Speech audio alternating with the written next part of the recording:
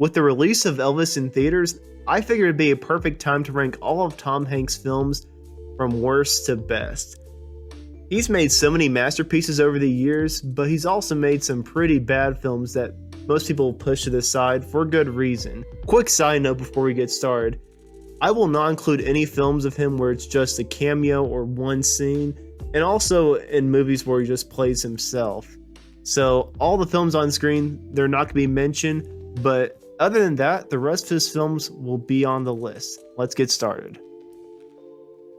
Overall, Tom's few appearances are the finest part of it, and once he appears, you kind of want the lame killings to stop so we could just follow him about and listen to his psycho babbling gibberish.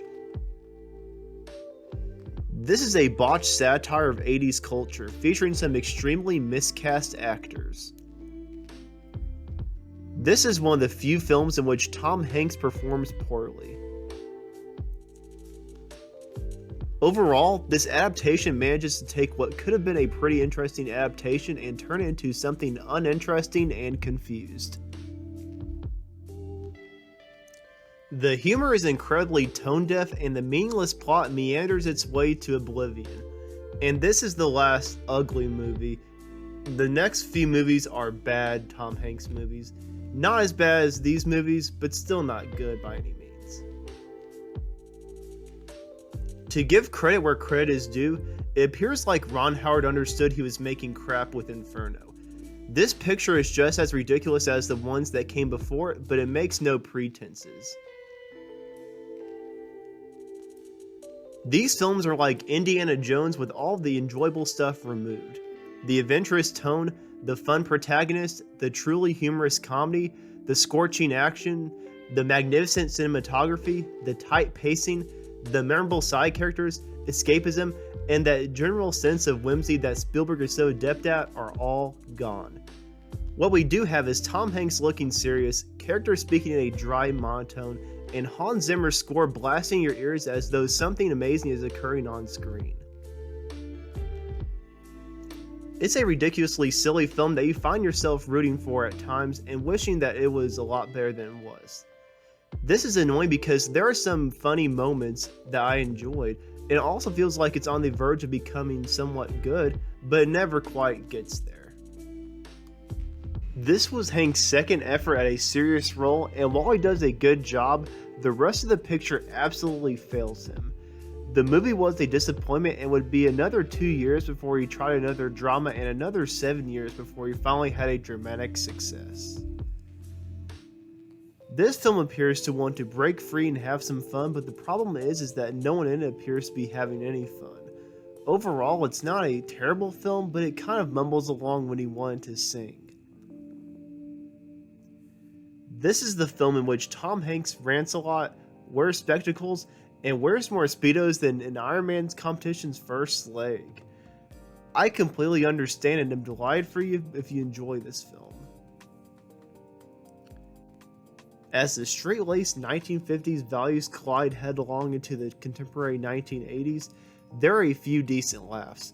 Unfortunately, the film runs out of ideas and eventually devolves into a fairly uninspired conclusion. The picture has some good moments, but it strives to accomplish too much and fails to deliver. The film tries to do too much at once, and the tone is inconsistent. Throughout the movie, you'll be hammered with ridiculously broad sight gags that you can see coming a mile away. Hanks tries his best with the material, but you have to believe that his managers are still looking for the appropriate vehicle to duplicate a splash success with these mid-1980s comedies. This is a drab drama that portrays the life of a stand-up comedian as one of the most tedious occupations on the planet. It's entertaining because of Sally Field's charisma, and I suppose Tom Hanks as well, but only to a point because his character has absolutely nothing to like. This is a low-budget 1980s comedy that comes with all the baggage you'd expect. It barely makes it to watchable status because of Tom Hanks' natural charisma. The cast is good, especially Tom Hanks, who plays a unique role, but they have little material to work with. While The Lady Killers isn't terrible, with some amusing moments and images, it is still a bad film and probably the Coens' lowest point. These next couple films are borderline meh films, but there's more I didn't like about them than I did like about it. So here we go. The plot piqued my interest at first, but I soon realized it was really a vehicle for the love element to unravel. The 3 acts were not well paced, and while Meg Ryan does an excellent job portraying 3 different personalities, none of them were compelling. I'm not sure how to describe the weird and oftentimes scary vibe that pervades this film. It's just strange. And I watched this every Christmas Eve when I was little, and I thought it was good. I rewatched it last Christmas Eve, and I don't know, it wasn't the same, I guess. Just nostalgia wasn't kicking in. I didn't have the nostalgia glasses on, but it was definitely more that I didn't like about it this time, but I wouldn't consider it terrible. It's borderline meh. I almost put on the meh tier, but here we go. It's the last bad Tom Hanks movie. On to the meh category. In this modest picture, Tom Hanks produces and appears with his on-screen and real-life son Colin Hanks, as well as the great John Malkovich. It had the potential to be a lasting personal story, and the supporting cast include Ricky Jay, Emily Blunt, Adam Scott, and Steve Zahn, but none of them are able to boost the spirit of this pretty bleak and unmagical film. It's a shame since I really wanted to love it, and Malkovich is fantastic as the has-been mentalist, but the film's poor directing and rambling plot leave them floating like an awkward rubber-armed handshake. This is a film in which Tom Hanks plays a desperate American salesman who falls through the Saudi Arabian looking glass, where everything is designed to throw both Hanks and the audience off balance. This makes for a difficult and unsettling movie since it's impossible to determine what's real and what's a mirage as Hanks tries to make sense of his strange new surroundings. A meandering look at the day-to-day life of Saudi Arabia is surprisingly watchable though, with some sections stronger than others. Tom Hanks portrays a regular suburbanite who suspects his strange new neighbors are cannibals. The picture is an evident satire of suburbia in the spirit of Edward Scissorhands, but the absurdity is turned up to 11 in this case. It's a pleasant film at times, but it's not particularly humorous, and the tale isn't compelling enough to make it amazing or masterpiece. It's just okay, and the direction of Joe Dante makes it good enough to be in the meh category. This is a unique perspective on a zombie movie. Everyone would have been talking about this film several years ago, except it came out in 2021 and just the timing wasn't good. But even if the timing wasn't good, it's just not a memorable film. It's good for what it is, but I wouldn't get Apple TV just to watch this movie. This is a straight up remake of The Shop Around the Corner, and every rom-com stereotype in the book is used, but they are all made more cliched. It sounds like a negative part of it, which it is, but it still somehow works. You Got Mail is a pleasant film with a lot of warmth and a ludicrous quantity of good dialogue delivered by its performance. As Elvis Presley, Austin Butler is nothing short of fantastic. With prosthetics that appear like they're peeling off and a lousy accent, Tom Hanks looks hilariously poor. This film has some high highs and some low lows, so for me it's right in the middle. Despite the contradictions, the film was enjoyable to see. Daryl and Tom's connection together allows you to sense their awkward relationship and love blooming. Overall, even though it feels dated, this is an entertaining film that I would recommend seeing. And now we're on to the decent stuff. Splash was the last meh film, now we're on to the decent stuff. This film is bizarre. The film's meta commentary on how movies affect the cultural ritual surrounding love and romance has a lot of weight, and some of the dialogue is truly humorous. However, the central plot not only requires a significant amount of suspension of disbelief, but it's also a romantic comedy that forgoes one of this genre's greatest joys. I like the audacity, but it's certainly not on par with When Harry Met Sally, but it's still a decent rom-com. This is a basic 90-minute war procedural that delivers a heavy dose of tension and lots of edge-of-your-seat suspense. It accomplishes its goals admirably, makes good use of its modest concept, and does not overstay its welcome. Tom Hanks is so confident in his performance that the script rarely examines his character's past or offers him any major dramatic scenes, but his presence in the film is so powerful. If you've seen enough of Aaron Sorkin's films, you can smell his work from a mile away. The film lavishly depicts how nuts the 80s were for those in positions of power. The viewing experience is made considerably more delightful by the addition of a great lot of comedic relief.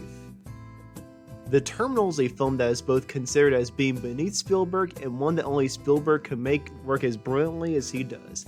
Tom Hanks is brilliantly cast, and I believe his performance here is underappreciated.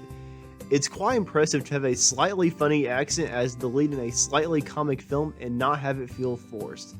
Of course, the film is a small entry in Spielberg's canon, and it will not stick with me forever, but it is a fascinating piece of post 9/11 Spielberg cinema and more broadly, a pleasant diversion. During World War II, the men are away fighting, thus the film follows a team in the first women's baseball league. The film also employs an unusual framing device, in which we first see Geena Davis' character as an elderly woman attending an event commemorating the league some decades later. A League of Their Own is consistently entertained, and Tom Hanks shines as a former baseball star who now works as a coach. It is a fun way to spend a languid afternoon, and there is value in that. The film News of the World reunites Paul Greengrass and Tom Hanks in a competent western. It's Hanks' first appearance in a western, and Greengrass ensures that it looks magnificent. The film focuses almost entirely on Jefferson and Joanna, who are depicted as defiantly battling the odds. Much of the story is a familiar territory, but it's a delightful take on the road trip genre. The genuine account of Apollo 13 mission is fascinating, yet it is ultimately just a story of survival. The majority of the set-piece scenes are excellent, but never truly outstanding. Tom Hanks, Ed Harris, Bill Paxton, Gary Sinise, and Kevin Bacon are among the excellent actors in the cast. It's well acted and well made, but it's missing something to make it a true masterpiece. The Pentagon Papers, top secret documents that indicate the US government had been lying about Vietnam for decades, are the subject of the film. Despite the potential legal ramifications, Editor-in-Chief Ben Bradley, played by Tom Hanks, is determined about publishing the story. The film is well made and features a superb cast, and it serves as a history lesson, a cautionary tale, a character study, and pure entertainment. Some moments could do with a bit less of John Williams soaring music, and the film becomes preachy about its principles towards the end. As P.L. Travers and Walt Disney, Tom Hanks and Emma Thompson provide outstanding performances. In terms of production and costume design, the film nails the 1960s Walt Disney Studios as well as a period-accurate Disneyland. John Lee Hancock isn't known for being a skilled director, but he is a skilled storyteller. Some of this film gets emotional at times, so I'm just a fair warning if you don't like getting emotional in movies. With different elements clashing and coming together in dramatic ways, the movie is as cute and cheesy as ever. The final 30 minutes take a daring turn to rebirth as a campfire yarn with lengthy narratives condensed into brief grace notes. The erroneous racial dressing up is more effective in theory than in practice, and the primitive segments use of the phrase truly true is really ridiculous, yet everything is sincere, polite, and loving. This is a multifaceted miracle of a movie. And this is not for everybody. You'll either really like it or really hate it. And I liked it. It's not quite a masterpiece, like I said. There are a few errors, a few flaws, like I mentioned, but it's still a really good movie. From start to finish, Forrest Gump is brilliantly told as a succession of short events sewn into one wonderfully complex tapestry. Eric Roth's screenplay deviates from the source material, but what makes it admirable is its unwavering emphasis on the core character. Tom Hanks, Robin Wright, Gary Sinise, and Sally Field lead a trustworthy group, and while everyone does a good job in their roles, the picture is carried by Hanks' superb performance. Sully is Eastwood's shortest film, and it still requires some originality to fill its running time. There is both a lot of drama and no drama for Eastwood to dramatize in the 5 minutes or so of material that must hold a film together. The film's closest emotional arc is witnessing how those few minutes connected the two men in the cockpit, and it's an arc that lives almost exclusively in the actions of Hanks and Eckhart. Tom Hanks plays an HIV positive guy who employs a homophobic lawyer to represent him in a wrongful termination lawsuit. The story is straightforward, but the directing and performances bring it to life. Jonathan Demme is able to elicit an emotional response when it is required. This is a heartfelt, forward-thinking, and just painful film to watch at times. The picture itself, on the other hand, is early lovely, and I believe this is due to the cast, who all appear to be in their early 20s. There are cliched moments such as hearing the song for the first time on the radio or seeing it on television, but the band's delight is contagious, and you can't help but smile along with them. Tom Hanks went from directing this to acting in Saving Private Ryan the same year or the year after, which is strange to think about. And part of the reason why I like this, I may be a little biased, but I do have another channel which has grown a big audience where I cover bands like this from the 60s and 70s. So I'm a little biased in that regard, so of course this was geared towards me. I think the entire island stretch is fantastic. I enjoy witnessing Chuck's thought processes as he struggles to survive, and I believe his decline to a more primal, crazed condition is beautifully handled. I admire the film's bravery in going long stretches without language, and when Chuck finally breaks down and begins talking to himself, it felt genuine. Tom Hanks is fantastic in this film, and the big plane crash set piece is thrilling. This is a Spielberg film about the Cold War starring Tom Hanks, as well as Mark Rylance's outstanding performance. It's only that I'm not allowed to disapprove of it. I feel like there's nothing really that wrong with it. It's close to a masterpiece, not quite. It's stunningly gorgeous and well written. It can be a little slow at times, but it's not tedious. So to me, I give it like an 8.5 out of 10, 8.75. Very close to masterpiece. And this next movie is very close to masterpiece. But after this next movie, it's all masterpieces from here. The top 10 is all masterpieces. Not many actors can say they have 10 masterpieces, let alone one masterpiece. So let's go on to the next movie. The movie is one of a string of age-altering comedies that were made in the late 1980s that is most widely seen. The Gary Ross and Ann Spielberg penned script has trouble overcoming a few of the issues that are raised by its motivations. Any subjects that would turn off a casual viewer were avoided by director Penny Marshall. Unquestionably, Tom Hanks' warm demeanor as the animated lead has contributed to the prominence that the film has attained. And it is almost a masterpiece, but these 10 movies that are coming up, 10 through 1, these are all masterpieces. I adore that this movie is essentially about a father and kid attempting to connect while evading the mob. This is well written, has amazing cinematography, and the composition blew me away in several places. Plus the great cast as well, of course topped off with Tom Hanks. This has a complex range of concepts and observations on suffering, the villainous nature of men, and the injustice of the human situation are presented in the gripping and moving movie. Paul Edgecombe, a superintendent in a Louisiana prison during the 1930s, is portrayed by a superb Tom Hanks. The film has a surprising sense of speed for its length of more than 3 hours. Captain Phillips is a fantastic character. Tom Hanks and Barkhad Abdi both have outstanding performances, with Hanks' last moment being among his best. Captain Phillips is primarily concerned about income disparity. It's also on the cycle of violence and repercussions that result from desperation. Captain Phillips may not have all the answers, but the worldview he presents is most essential and disturbing. This is the Spielberg film that best exemplifies the term underrated. With a fantastic 60s title sequence and jazz score by John Williams, it immediately establishes the ideal mood. The nearly 2.5 hour running time goes by quickly thanks to a lighthearted and genuine humor that never feels forced. There is no doubt that Leo carried the movie, but it would not have been possible without Tom Hanks. Along with Christopher Walken's Oscar-nominated performance, you also have several excellent supporting performances from people like Amy Adams, Martin Sheen, Jennifer Garner, and Elizabeth Banks. The companionship is complete, the relationships between these toys are palpable, and the new characters blend in seamlessly.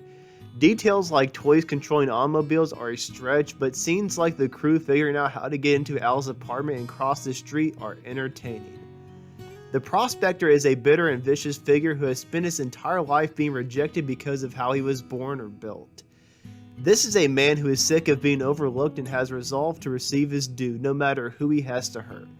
The Prospector might be a reflection of anyone who has ever felt rejected or alienated.